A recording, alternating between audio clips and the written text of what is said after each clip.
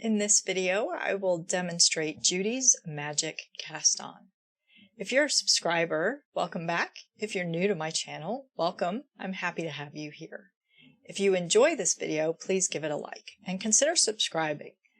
Don't forget to hit that notification bell so you get a notice each time I go live or post a new video. Judy's magic cast on is a really great cast on method for starting toe-up socks, but you can also use it as a provisional cast on. So I'm going to demonstrate and show you how to use it in both of these situations. You need 2 circular needles in order to work this cast on. And you go straight with your working yarn. Many sources, including the original first source of Judy's Magic Cast On in Knitty magazine, demonstrates this, and the stitches on the top needle end up mounted incorrectly with the right legs and back. There's an alternate method of working this so that all of your stitches are mounted correctly and untwisted. And so that's the method I'm going to show you today. You can start with a loop on either the top needle or the bottom needle. I like to start with a half twist stitch on the top needle, so I have the tail coming towards me and the working yarn attached to the ball going away from me. I have my 2 needles. They're both 2 circular needles held parallel in my right hand. I go with the yarn in between the 2 needles and I pull down and then up, and that gets a loop on the top needle with a half twist. So now we hold the yarn in slingshot position like you're going to work a long tail cast on, and we're going to alternate getting loops on the bottom needle and the top needle. So the bottom needle gets a loop from the top thread, the top needle gets a loop from the bottom thread. We have a loop on our top needle, so we need a loop on the bottom needle to balance. To get a loop on the bottom needle, we come up above that finger thread and go from with the yarn below the needle to in between the needles, like so.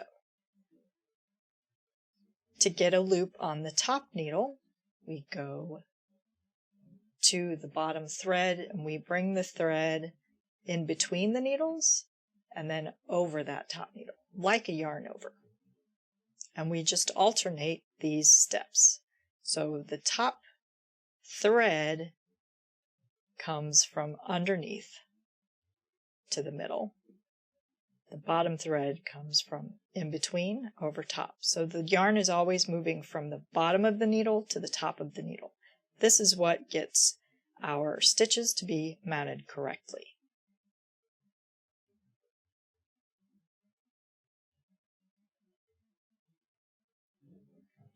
And you repeat this until you have your desired number of stitches. For a toe-up sock, for example, you will have a total number of stitches that you are desiring. And so you'll have half of those stitches on one needle and half on the other needle.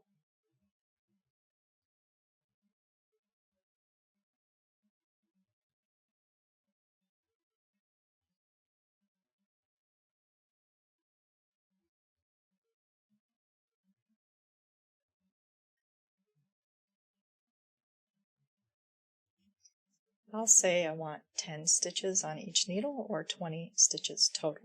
This last stitch is loose, so what we need to do is anchor it with our finger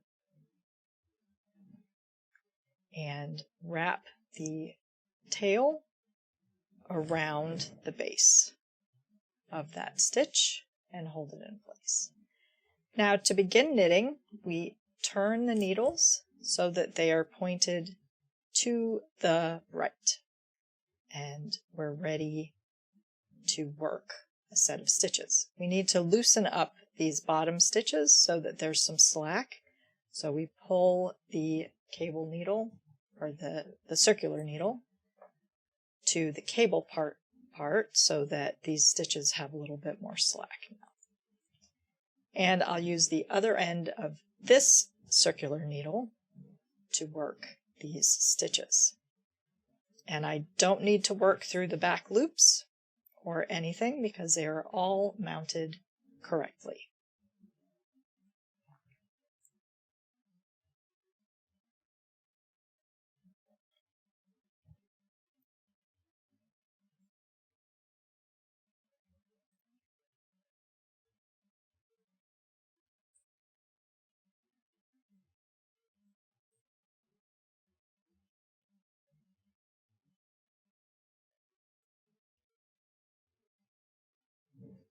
Like so.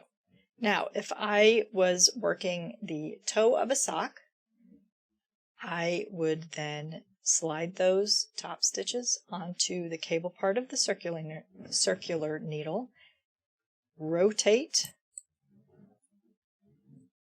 so that I can now work these, push my circular needle so that the stitches are more towards the point, and grab the other end of this circular needle and begin working those stitches, like so.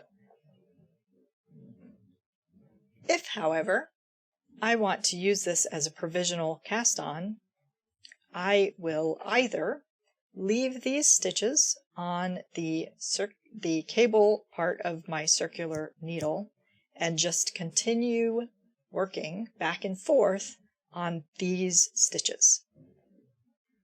Then, when I'm ready to begin working in the other direction, these stitches are already mounted onto a needle for me to use.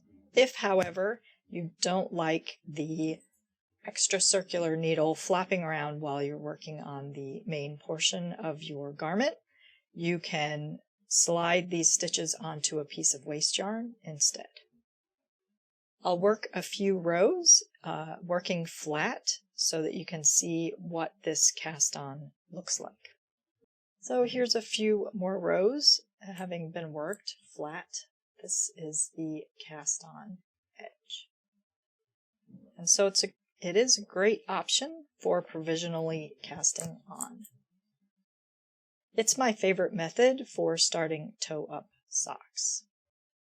This cast on, when worked well, is the same tension as the surrounding fabric, so it's a really great option for whether you are working in the round for like toe-up socks or whether you're casting on provisionally.